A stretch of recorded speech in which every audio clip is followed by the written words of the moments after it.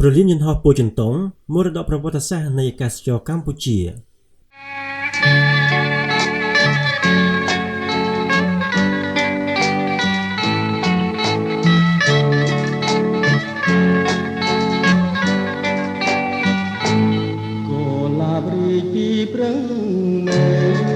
ជាទីកន្លែងដែលពោពេញទៅដោយអនុស្សាវរីយ៍សម្រាប់ប្រជាជនខ្មែរជាកន្លែងដែលមនុស្សរាប់លាននាក់បានជួបជុំនិងលើកដៃលាគ្នាជាមួយក្តីអាឡោះឡៃជាកន្លែងដែលបានភ្ជាប់ទំនាក់ទំនងរវាងកម្ពុជានិងពិភពលោកអស់ជាច្រើនទសវត្សរ៍ប្រលានយន្តហោះពោធិ៍ចិនតុងឬអាកាសយានដ្ឋានអន្តរជាតិភ្នំពេញនឹងត្រូវបិទដំណើរការនៅវេលាម៉ោង 00:00 នាទីរំលងអធ្រាត្រនៅថ្ងៃទី 9 ខែកក្កដាឆ្នាំ 2025 ដោយជើងហោះហើរទាំងអស់នឹងត្រូវផ្ទេរទៅកាន់អាកាសយានដ្ឋានអន្តរជាតិដៃជោដែលស្ថិតនៅក្រុងតាខ្មៅខេត្តកណ្ដាលចម្ងាយប្រមាណ 20 គីឡូម៉ែត្រពីរាជធានីភ្នំពេញប្រលានយន្តហោះពោធិ៍ចិនតុងមិនត្រឹមតែជាទីកន្លែងសម្រាប់ការហោះឡើងនិងចុះចតរបស់យន្តហោះប៉ុណ្ណោះទេប៉ុន្តែវាក៏ជាសាក្សីនៃប្រវត្តិសាស្ត្រដ៏វែងឆ្ងាយនៃអាកាសចរកម្ពុជាដែលបានឆ្លងកាត់ការផ្លាស់ប្ដូរជាច្រើនសម័យកាលអាកាសយានដ្ឋាននេះត្រូវបានចាប់ផ្ដើមសាងសង់ឡើងនៅឆ្នាំ 1957 ក្រោមការគ្រប់គ្រងរបស់បារាំងនិងបានសម្ពោធជាផ្លូវការនៅថ្ងៃទី 19 ខែមករាឆ្នាំ 1959 ជាមួយនឹងឈ្មោះដើមថាអាកាសយានដ្ឋានអន្តរជាតិពោធិ៍ចិនតុងប្រលាននេះសាងសង់លើផ្ទៃដីទំហំ 400 ហិកតា ដោយមានផ្លូវរត់ឡើងចុះចតប្រវែង 3000 ម៉ែត្រ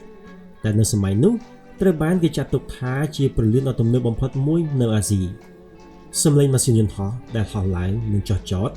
បានក្លាយជាផ្នែកមួយនៃជីវិតប្រចាំថ្ងៃរបស់ប្រជាជនអ្នករស់នៅក្នុងតំបន់នោះ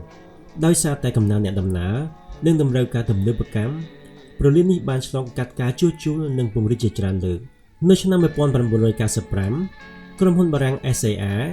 បានចាប់ផ្ដើមរុះរើនិងសាងសង់ឡើងវិញដោយបានបញ្ចប់នៅឆ្នាំ 2002 ដែលធ្វើឲ្យអាកាសយានដ្ឋាននេះមានសមត្ថភាពទទួលអ្នកដំណើរបានរហូតដល់ទៅ 5 លាននាក់ក្នុងមួយឆ្នាំក្រោយមកនៅថ្ងៃទី 15 ខែមករាឆ្នាំ 2003 ប្រលាននេះត្រូវបានប្តូរឈ្មោះជាផ្លូវការទៅជាអាកាសយានដ្ឋានអន្តរជាតិភ្នំពេញ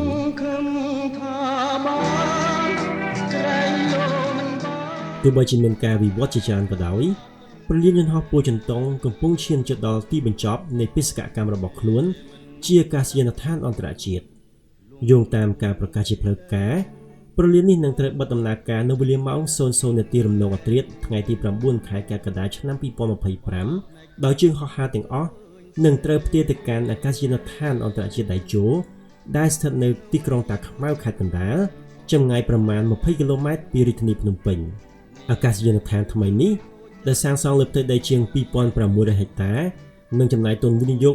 $1,500 លានអាមេរិកត្រូវបានគេរំពឹងថានឹងក្លាយជាច្រកអាកាសដ៏ទំនើបបំផុតរបស់កម្ពុជាតាមការគ្រោងទុកប្រលានយន្តហោះថ្មីនឹងបើកដំណើរការនៅថ្ងៃទី 10 ខែកក្កដាឆ្នាំ 2025